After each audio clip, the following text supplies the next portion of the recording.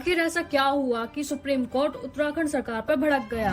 10 अप्रैल को हुई सुनवाई में सुप्रीम कोर्ट ने उत्तराखंड सरकार को फटकार लगाई क्योंकि उन्होंने पतंजलि के अगेंस्ट कोई भी एक्शन नहीं लिया उनके मिसलीडिंग एड्स के लिए।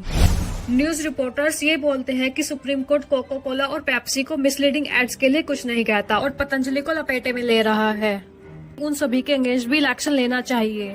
मगर इस बात का क्या कि जो इंडिया में टफेस्ट मेडिकल क्राइसिस के दौरान मिसलीडिंग एड करके अपनी ऐसी दवाई बेच रही थी जिसका कोई साइंटिफिक प्रूफ नहीं था।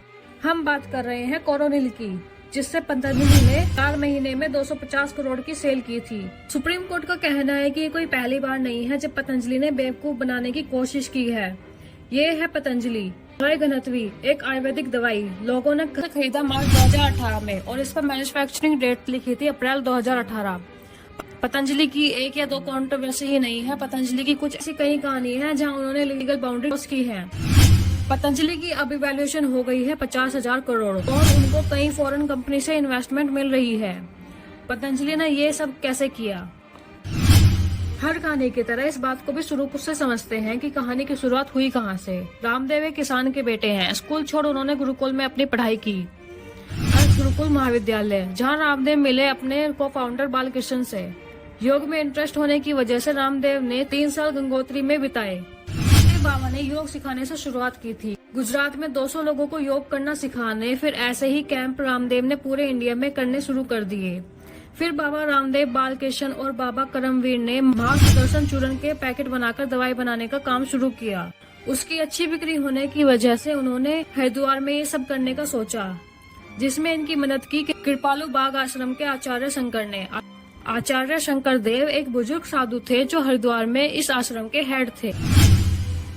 जनवरी 1995 में बाबा रामदेव, बालकृष्ण और करमवीर ने एक ट्रस्ट रजिस्टर किया हरिद्वार में, दिव्य योग मंदिर। इस ट्रस्ट के जरिए बाबा रामदेव, बालकृष्ण और करमवीर आचार्य शंकर देव का आश्रम संभालेंगे और उसके अलावा आश्रम के पास जो उनकी जमीन थी गंगा किनारे वो भी मैनेज करेंगे। इस ट्रस्ट से ही बाबा रामदेव और बालकृष्ण ने कनेक्शन बनाए। ट्रस्ट बनाने के बाद बाबा रामदेव और करमवीर आश्रम में योग सिखाने लग गए। ये योग क्लासेस काफी पॉपुलर होने लगी, जिसकी वजह से पावरफुल लोग भी योग सीखने के लिए आए। हाँ, ये दोनों योग करा रहे थे, वहीं बालकृष्ण किसी और चीज में बिजी थे। बालकृष्ण स्टार्टिंग से ही आयुर्वेद में इंटरेस्टेड थे और वह आश्रम में आयुर्वेद का क्लिनिक खोलना चाहते थे, मगर उनके पास फॉर्मल डिग्री और फॉर्मल ट्रेनिंग नहीं थी। लेकिन दिसंबर 1995 में उनको एक बुजुर्ग सन्यासी मिले, स्वामी योगानंद, जिनका असली नाम था NP सिंह। वो आयुर्वेद के डॉक्टर थे और उनके पास लाइसेंस भी था, जिसकी वजह से उन्हें टेक्निकल सुपरवाइजर बना दिया गया। इसके बाद बालकृष्ण आयुर्वेद के ड्रग मैन्युफैक्चर कर सकते थे। फिर बालकृष्ण ने आश्रम में एक आयुर्वेद का क्लिनिक खोला, जहां मेडिकल कंसल्टेशन भी हो रही थी और दवाइयों की मैन्युफैक्चरिंग भी हो रही थी। फिर 2000 में आस्था संस्कार जैसे चैनल की बड़ी ऑडियंस देखकर बाबा रामदेव रिलीजियस चैनल संस्कार के पास गए। उन्होंने उस पर योग सिखाना शुरू कर दिया। जैसे जैसे बाबा रामदेव की पॉपुलैरिटी बढ़ती गई, वैसे ही दिव्या फार्मेसी की सेल भी बढ़ती गई। पॉपुलैरिटी के साथ ही सामने हुआ सबसे पहली कंट्रोवर्सी का। 2006 में CPIM की लीडर वृंदा कांत ने आरोप लगाया कि दिव्या फार्मेसी की कई दवाइयों में इंसान और जानवरों की हड्डियां यूज हो रही हैं। उन्होंने दवाइयों के सैंपल सरकारी लैब में भी भेजे, पर इसी दौरान कई बड़े पॉलिटिशियंस बाबा रामदेव को डिफेंड करने आए। इनफैक्ट लालू प्रसाद ने तो यह तक कह दिया कि क्या फर्क पड़ता है अगर दवाई में हड्डी है, अगर वो दवाई काम कर रही है। दवाई जानवर का हड्डी हो या मानव का हो, अगर खाने से बचता है तो इसमें क्या अपराध है? ये कंट्रोवर्सी ज्यादा नहीं चली क्योंकि 2 लैब्स की 2 डिफरेंट रिपोर्ट आई। इस टाइम योग सिखाने के भी पैसे लेने लगे, जितना स्टेज के पास उतने ज्यादा पैसे। अब सपोर्ट और पॉपुलैरिटी के चलते दोनों ने डिसाइड किया कि वह एक नई कंपनी बनाएंगे, पतंजलि आयुर्वेद। 2007 में बाबा रामदेव ने आस्था चैनल ही खरीद लिया और ये इनको प्रोडक्ट्स की मार्केट स्ट्रेटेजी में एक बहुत बड़ा हिस्सा प्ले करने वाला था। 6 साल पतंजलि कंपनी ने आयुर्वेदिक दवाई ही बेची। बाद में उन्होंने डिसाइड किया कि उन्हें अपनी मार्केट एक्सपेंड करनी चाहिए। बाम ऑयल, टूथपेस्ट, साबुन, क्रीम, शैम्पू, घी, ऑयल और नूडल्स। 2011 में जहां उनकी कंपनी ने 163 करोड़ रुपए कमाए थे, 4 साल में ये नंबर 5000 करोड़ हो गए और 2023 तक कंपनी की वैल्यूएशन 48,245 करोड़ हो गई। 3 मेजर रीजन थे पतंजलि की सफलता के पीछे। पहला था ट्रस्ट। योग सिखाते सिखाते बाबा रामदेव की एक कम्युनिटी बन गई थी जो उन पर ट्रस्ट करती थी। बाबा रामदेव ने उस ट्रस्ट को पतंजलि प्रोडक्ट्स को बेचने के लिए यूज किया। वो कम्युनिटी उनके ऐड देखकर उन पर भरोसा कर वो प्रोडक्ट्स खरीदने लगे। दूसरा है लो कॉस्ट। बाकी ब्रांड के मुकाबले पतंजलि के प्रोडक्ट्स काफी सस्ते थे। पतंजलि के दाम 15 से 30% सस्ते थे। उसका रीजन था कि बाबा रामदेव अपना रॉ मटेरियल डायरेक्टली फार्मर से लेते थे, ना कि मिडिलमैन से। बाबा रामदेव ने एक और इम्पोर्टेंट चीज यूज की, वो थी स्वदेशी ब्रांडिंग। बाबा रामदेव ने हर मौके पे बोला कि उनके प्रोडक्ट्स आयुर्वेदिक हैं, ट्रेडिशनल हैं, इंडियन हैं और स्वदेशी हैं। उनकी टैगलाइन भी है प्रगति का आशीर्वाद। लेकिन जितना उनका एक्सपेंशन था उस हिसाब से कभी न कभी तो दिक्कत आती ही। ये दिक्कत आई जब उन्होंने आटा नूडल्स लॉन्च किया 2014 में। जब मैगी में लैड की क्वांटिटी 1000 गुना पाई तो उसके 1 साल बाद 6 जून 2015 को इंडियन गवर्नमेंट ने मैगी की सेल पर बैन लगा दिया। इसके 4 महीने बाद पतंजलि ने इंडिया में इंस्टेंट नूडल्स मार्केट में उतार दिए। इसके लॉन्च होने के बाद इंडिया की फूड अथॉरिटी ने नोटिस भेजा पतंजलि को कि आपको अप्रूवल तो मिला ही नहीं है ये नूडल्स बेचने का। बाबा रामदेव ने जवाब दिया कि पतंजलि सारे रेगुलेशंस का पालन कर रही है।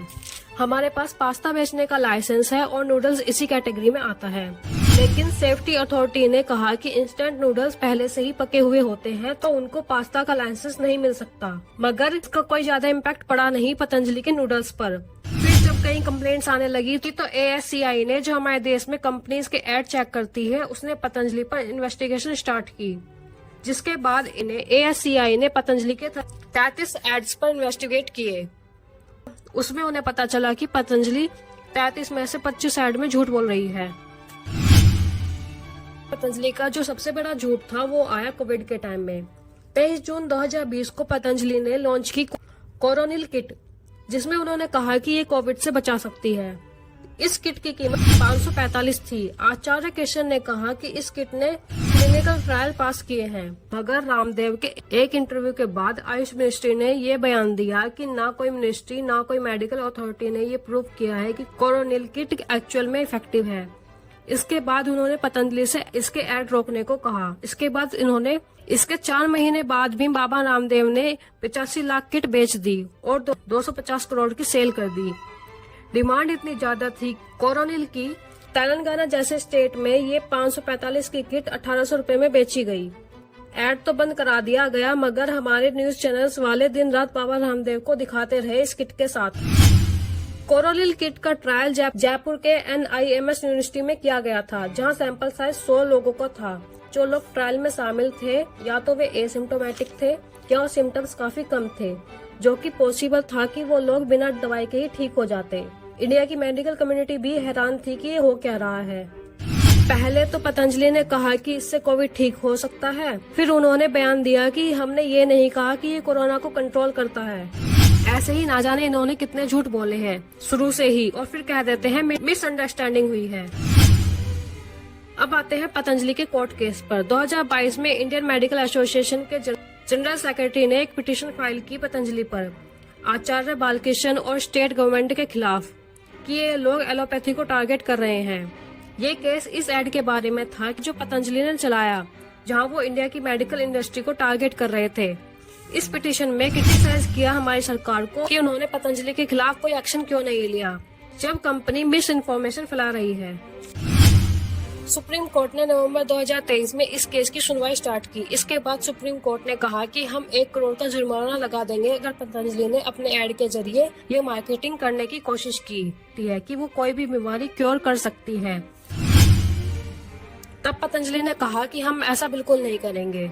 लेकिन फिर दिसंबर 2023 में पतंजलि ने एक प्रिंट एडवर्टाइजमेंट किया और कहा डायबिटीज, हाई BP, अस्थमा जैसी डिजीज को क्योर कर सकते हैं। Drugs and magic remedies act 1954 के तहत आप 54 डिजीज के ऐड नहीं दे सकते जिनका कोई मेडिकल क्योर मिला नहीं है। फिर 2024 में सुप्रीम कोर्ट ने कहा कि आपने कैसे किया, हम आपके सभी एड्स पर बैन लगा देंगे अगर आपने ये सब अभी नहीं रोका। उसके बाद सुप्रीम कोर्ट ने एक माफीनामा मांगा पतंजलि के सीईओ आचार्य बालकृष्ण से, मगर आचार्य बालकृष्ण ने सुप्रीम कोर्ट का रिप्लाई नहीं दिया। इसके बाद 22 अप्रैल को यानी सोमवार को पतंजलि आयुर्वेद ने कुछ अखबारों में माफीनामा छपवाया। इस पर बेंच ने सवाल किया कि जितने बड़े आपके एडवर्टाइजमेंट रहते थे, क्या इसका साइज भी इतना ही था? अब कोर्ट ने उनसे ऑन रिकॉर्ड माफीनामा जारी करने के लिए कहा है। अगली सुनवाई 30 अप्रैल को है। देखते हैं कि के साथ आखिर क्या होता है। हमारे देश ने इतना प्यार दिया है इनको, उन्होंने एक बार भी नहीं सोचा कि वो देश को क्या बेच रहे हैं। ये अंधभक्त होने की वार्निंग हमें पार्टीज में ही नहीं हर जगह अप्लाई करनी चाहिए, ताकि हम कभी बेवकूफ न बन सके। किसी भी चीज की अति अच्छी नहीं होती। ये थी आज की वीडियो। आपको अच्छी लगी हो तो कमेंट करना ना भूलें। फिर मिलते हैं किसी नेक्स्ट वीडियो में, तब तक के लिए धन्यवाद। Thanks for watching.